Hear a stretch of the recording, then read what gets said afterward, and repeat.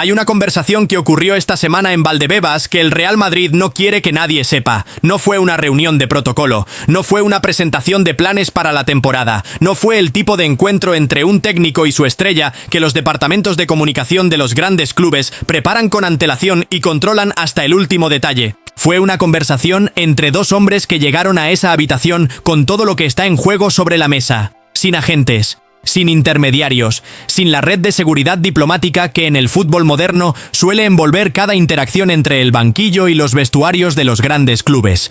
Mourinho llegó a esa habitación sabiendo exactamente lo que iba a escuchar. Mbappé llegó sabiendo exactamente lo que iba a decir. Y lo que salió de esa conversación es lo que el próximo año del Real Madrid, del proyecto más ambicioso que el club ha intentado construir desde la era Ancelotti, depende de manera absoluta y sin matices. 3 nombres. Una condición y una amenaza que en el Real Madrid nadie se había atrevido a pronunciar en voz alta desde que Cristiano Ronaldo se fue. O estos 3 se van, o me voy yo.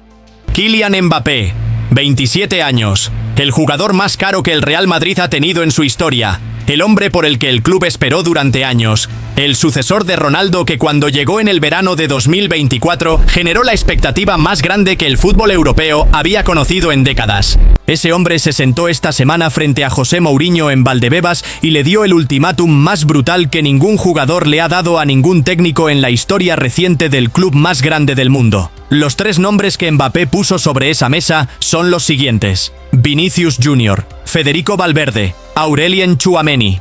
No lo dijo con suavidad.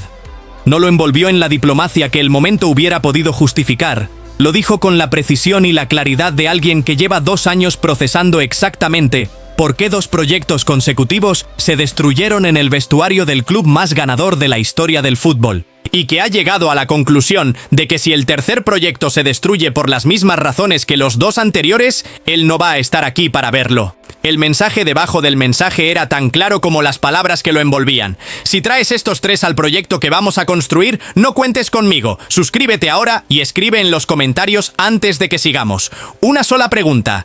¿Crees que Mourinho tiene la valentía de hacer lo que Mbappé le pide? Escribe sí o no. Porque cuando termines este video, tu respuesta puede ser completamente diferente. Para entender por qué esta conversación ocurrió y por qué tiene la importancia que tiene, necesitas entender primero el contexto. El contexto que ningún comunicado oficial del Real Madrid ha contado con honestidad. El contexto que los medios oficialistas del club han suavizado, matizado y en algunos casos directamente ignorado durante 2 temporadas completas. El Real Madrid lleva 2 años sin ganar absolutamente nada. 2 temporadas consecutivas. El club de las 15 Champions. El que con Ancelotti entre 2021 y 2025 ganó la Liga 3 veces, la Champions 2 veces, la Supercopa de Europa 2 veces y el Mundial de Clubes. El que tiene el estadio más impresionante del mundo recién renovado por más de 1.000 millones de euros que se financió en parte con el argumento de que ese estadio era necesario para seguir siendo el club más grande del planeta. El que tiene el presupuesto más alto de Europa cuando decide activarlo. 2 años sin ganar una Liga, sin ganar una Champions, sin ganar una Copa del Rey, sin absolutamente nada. Y no es que el Madrid haya tenido malos equipos, ha tenido plantillas valoradas en más de 1.000 millones de euros, ha tenido a Mbappé con 42 goles en su primera temporada, ha tenido a Vinicius con el Balón de Oro, ha tenido a Valverde con 25 goles desde el centro del campo, ha tenido los jugadores, ha faltado otra cosa. Algo que no aparece en los contratos ni en los valores de mercado, ni en las estadísticas individuales de los jugadores que formaron esas plantillas. Ha faltado el vestuario. Y para entender qué pasó con el vestuario, tienes que entender la historia completa de los 2 años más oscuros que el Real Madrid ha vivido desde que Florentino Pérez comenzó su segunda etapa en la presidencia del club. Todo empezó en el verano de 2025. Carlo Ancelotti se marchó después de renovar su contrato hasta 2026. Brasil lo llamó y él respondió. Y el Madrid, en lugar de buscar en el mercado, apostó por la ilusión más grande que tenía disponible: Xabi Alonso, el excentrocampista del Madrid. El hombre cuya imagen en el Santiago Bernabéu todavía genera ovaciones cuando aparece en las pantallas gigantes. El técnico que había hecho algo que en el fútbol alemán nadie recordaba haber visto antes: ganar la Bundesliga de manera invicta con el Bayer Leverkusen.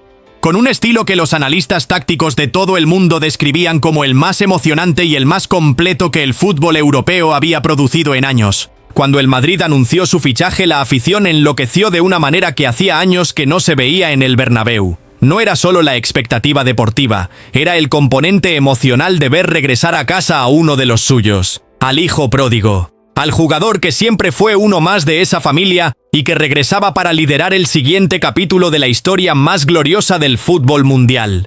233 días después, Alonso estaba fuera. 233 días. Menos de 8 meses. Lo que dura un embarazo.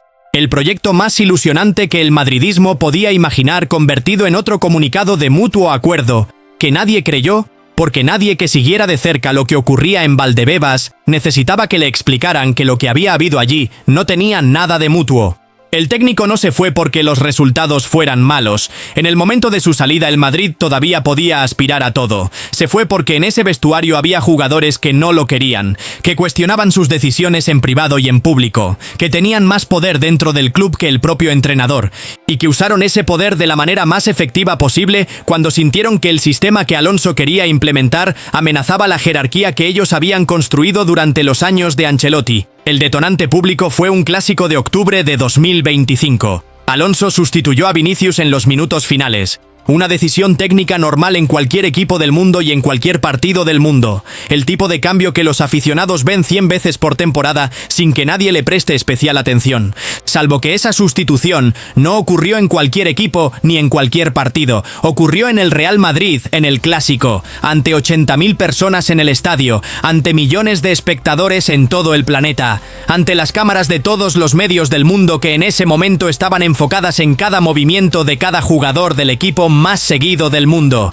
Y Vinicius no se fue al banquillo en silencio. Hay una conversación que ocurrió esta semana en Valdebebas que el Real Madrid no quiere que nadie sepa. No fue una reunión de protocolo, no fue una presentación de planes para la temporada, no fue el tipo de encuentro entre un técnico y su estrella que los departamentos de comunicación de los grandes clubes preparan con antelación y controlan hasta el último detalle. Fue una conversación entre dos hombres que llegaron a esa habitación con todo lo que está en juego sobre la mesa, sin agentes, sin intermediarios, sin la red de seguridad diplomática que en el fútbol moderno suele envolver cada interacción entre el banquillo y los vestuarios de los grandes clubes. Mourinho llegó a esa habitación sabiendo exactamente lo que iba a escuchar. Mbappé llegó sabiendo exactamente lo que iba a decir. Y lo que salió de esa conversación es lo que el próximo año del Real Madrid, del proyecto más ambicioso que el club ha intentado construir desde la era Ancelotti, depende de manera absoluta y sin matices. 3 nombres. Una condición y una amenaza que en el Real Madrid nadie se había atrevido a pronunciar en voz alta desde que Cristiano Ronaldo se fue. O estos 3 se van, o me voy yo. Kylian Mbappé, 27 años, el jugador más caro que el Real Madrid ha tenido en su historia, el hombre por el que el club esperó durante años, el sucesor de Ronaldo que cuando llegó en el verano de 2024 generó la expectativa más grande que el fútbol europeo había conocido en décadas. Ese hombre se sentó esta semana frente a José Mourinho en Valdebebas y le dio el ultimátum más brutal que ningún jugador le ha dado a ningún técnico en la historia reciente del club más grande del mundo. Los 3 nombres que Mbappé puso sobre esa mesa son los siguientes: Vinicius Jr., Federico Valverde, Aurelien Tchouaméni. No lo dijo con suavidad. No lo envolvió en la diplomacia que el momento hubiera podido justificar. Lo dijo con la precisión y la claridad de alguien que lleva 2 años procesando exactamente por qué 2 proyectos consecutivos se destruyeron en el vestuario del club más ganador de la historia del fútbol. Y que ha llegado a la conclusión de que si el tercer proyecto se destruye por las mismas razones que los 2 anteriores, él no va a estar aquí para verlo. El mensaje debajo del mensaje era tan claro como las palabras que lo envolvían. Si traes estos 3 al proyecto que vamos a construir, no cuentes conmigo. Suscríbete ahora y escribe en los comentarios antes de que sigamos. Una sola pregunta. ¿Crees que Mourinho tiene la valentía de hacer lo que Mbappé le pide? Escribe sí o no. Porque cuando termines este video, tu respuesta puede ser completamente diferente. Para entender por qué esta conversación ocurrió y por qué tiene la importancia que tiene, necesitas entender primero el contexto. El contexto que ningún comunicado oficial del Real Madrid ha contado con honestidad. El contexto que los medios oficialistas del club han suavizado, matizado y en algunos casos directamente ignorado durante 2 temporadas completas. El Real Madrid lleva 2 años sin ganar absolutamente nada. Dos temporadas consecutivas. El club de las 15 Champions. El que con Ancelotti entre 2021 y 2025 ganó la Liga 3 veces, la Champions 2 veces, la Supercopa de Europa 2 veces y el Mundial de Clubes. El que tiene el estadio más impresionante del mundo recién renovado por más de 1.000 millones de euros que se financió en parte con el argumento de que ese estadio era necesario para seguir siendo el club más grande del planeta. El que tiene el presupuesto más alto de Europa cuando decide activarlo. 2 años sin ganar una Liga, sin ganar una Champions, sin ganar una Copa del Rey, sin absolutamente nada. Y no es que el Madrid haya tenido malos equipos, ha tenido plantillas valoradas en más de 1.000 millones de euros, ha tenido a Mbappé con 42 goles en su primera temporada, ha tenido a Vinicius con el Balón de Oro, ha tenido a Valverde con 25 goles desde el centro del campo, ha tenido los jugadores. Ha faltado otra cosa, algo que no aparece en los contratos ni en los valores de mercado, ni en las estadísticas individuales de los jugadores que formaron esas plantillas. Ha faltado el vestuario. Y para entender qué pasó con el vestuario, tienes que entender la historia completa de los 2 años más oscuros que el Real Madrid ha vivido desde que Florentino Pérez comenzó su segunda etapa en la presidencia del club. Todo empezó en el verano de 2025. Carlo Ancelotti se marchó después de renovar su contrato hasta 2026. Brasil lo llamó y él respondió. Y el Madrid, en lugar de buscar en el mercado, apostó por la ilusión más grande que tenía disponible: Xabi Alonso, el excentrocampista del Madrid. El hombre cuya imagen en el Santiago Bernabéu todavía genera ovaciones cuando aparece en las pantallas gigantes. El técnico que había hecho algo que en el fútbol alemán nadie recordaba haber visto antes: ganar la Bundesliga de manera invicta con el Bayer Leverkusen. Con un estilo que los analistas tácticos de todo el mundo describían como el más emocionante y el más completo que el fútbol europeo había producido en años. Cuando el Madrid anunció su fichaje, la afición enloqueció de una manera que hacía años que no se veía en el Bernabéu. No era solo la expectativa deportiva, era el componente emocional de ver regresar a casa a uno de los suyos, al hijo pródigo, al jugador que siempre fue uno más de esa familia y que regresaba para liderar el siguiente capítulo de la historia más gloriosa del fútbol mundial. 233 días después, Alonso estaba fuera. 233 días, menos de 8 meses. Lo que dura un embarazo. El proyecto más ilusionante que el madridismo podía imaginar, convertido en otro comunicado de mutuo acuerdo, que nadie creyó, porque nadie que siguiera de cerca lo que ocurría en Valdebebas necesitaba que le explicaran que lo que había habido allí no tenía nada de mutuo.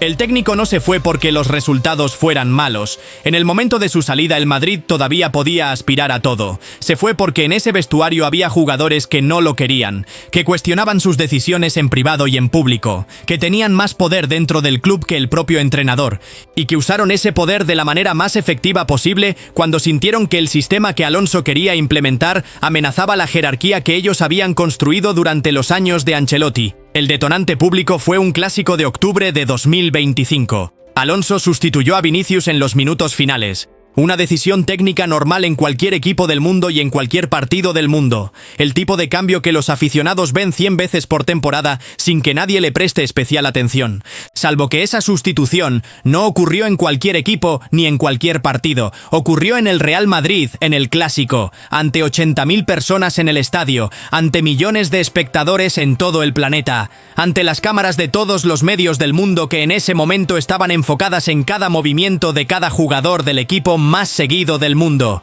Y Vinicius no se fue al banquillo en silencio. Ese es un Valverde, el que las estadísticas muestran y el que la afición reconoce con el afecto que se le tiene a los jugadores que dan la vida por el escudo sin importar el resultado. Pero hay otro Valverde, el que cuando Xabi Alonso le pidió que jugara de lateral derecho en el sistema que quería implementar, respondió de una manera que ningún entrenador de élite puede tolerar si quiere mantener la autoridad que dirigir un vestuario de ese nivel requiere. Fede, en este sistema vas de lateral derecho, no es mi posición. Así de simple, así de directo. Un jugador de primer nivel mundial diciéndole a su entrenador que no va a jugar donde el entrenador le pide, no en privado después del entrenamiento con la discreción que la situación requería, de una manera que según las fuentes llegó a ser visible para suficientes personas del entorno del club como para convertirse en un elemento más de la erosión sistemática de la autoridad de Alonso.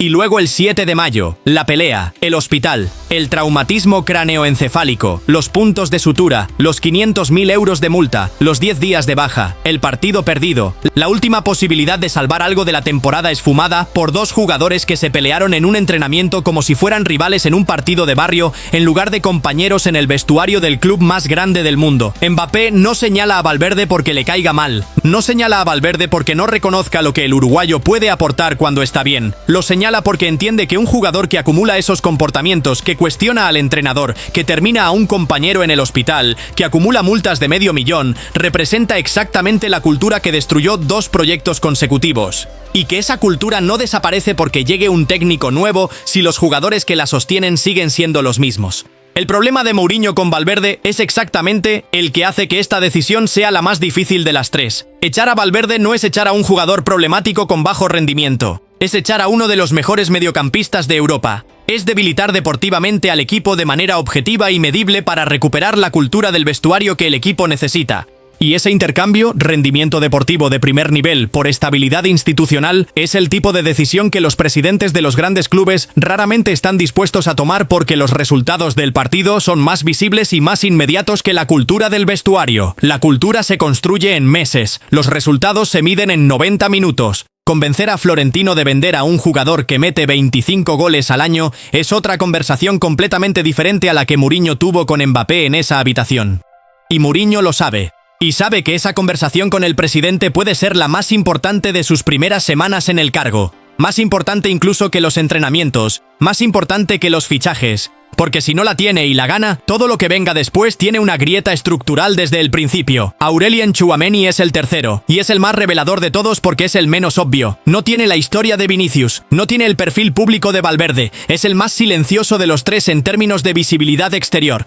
Y sin embargo, Mbappé lo incluyó en la lista con la misma determinación con la que incluyó a los otros 2. Y la razón tiene que ver con algo más profundo que los incidentes puntuales. Tchouaméni llegó al Madrid en 2021 como el sucesor designado de Casemiro. 80 millones de euros. El pivote defensivo que iba a proteger la defensa del Madrid durante la próxima década con la misma eficiencia silenciosa con la que Casemiro lo hizo durante 8 años. Casemiro era el jugador que más nadie valoraba cuando estaba y que todos notaban cuando no estaba. El trabajo sucio del fútbol, las recuperaciones que el sistema da por descontadas hasta que ya no están, la cobertura posicional que hace posible que Kroos organice y Modric cree y los extremos ataquen sin miedo, porque hay alguien detrás que va a recuperar el balón antes de que el rival pueda hacer daño real. Tchouaméni no fue Casemiro. Las temporadas con Ancelotti fueron aceptables sin ser brillantes. Con Xabi Alonso, el rendimiento bajó todavía más porque el sistema que Alonso quería implementar requería exactamente el tipo de lectura defensiva y de cobertura posicional que Casemiro hacía de manera instintiva después de 8 años en ese sistema y que Tchouaméni todavía no había interiorizado de la misma manera a pesar de 3 temporadas en el club.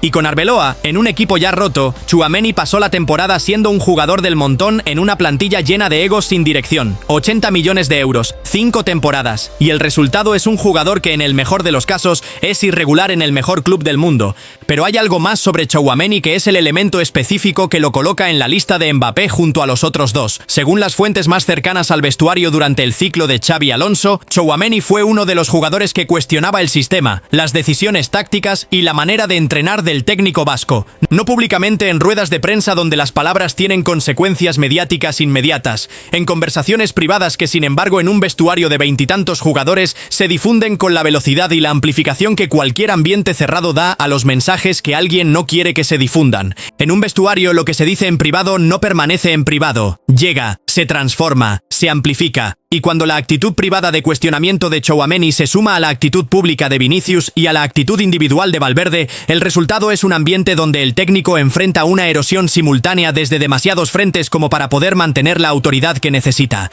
Tchouaméni fue parte de esa erosión, no el motor principal, no el más visible, pero parte, y Mbappé lo sabe porque lo vivió desde dentro, y se lo dijo a Mourinho con la misma claridad con la que señaló a los otros 2 porque entiende que limpiar el vestuario a medias no sirve para nada.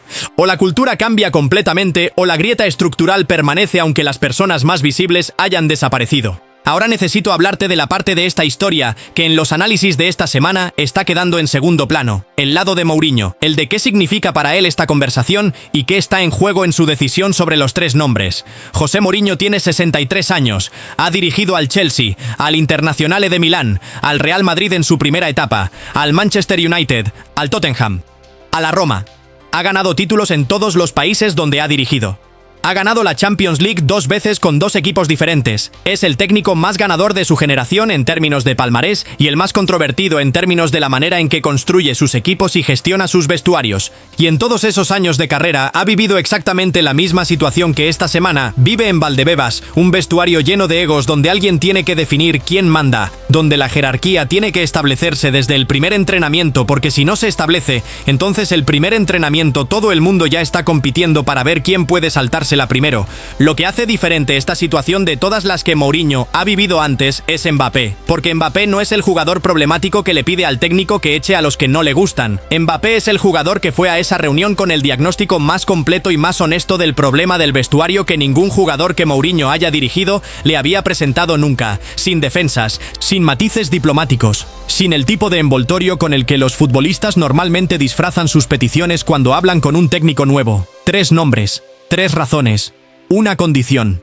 Y Mourinho escuchó todo eso con la atención de alguien que reconoce en el diagnóstico de Mbappé exactamente lo que él mismo diagnosticó cuando Florentino Pérez lo llamó para ofrecerle el cargo. Que el problema del Madrid no era táctico, que los jugadores eran buenos, que el sistema que Alonso había intentado implementar tenía lógica, que el problema estaba en el vestuario, en la cultura, en la jerarquía, en quién mandaba de verdad cuando las cosas se ponían difíciles, y que para cambiar eso no bastaba con llegar con ideas tácticas nuevas y fichajes que encajaran en el sistema, había que cambiar quién estaba en el vestuario. O al menos dejar absolutamente claro desde el primer día que quien estaba en el vestuario tenía que aceptar unas reglas que en los 2 años anteriores se habían vuelto completamente negociables. Por eso puso como condición para firmar el mando total. No el mando que el club le prometía a todos los técnicos con las palabras correctas en las ruedas de prensa de presentación. El mando real. El que significa que cuando Mourinho dice que un jugador se va, ese jugador se va.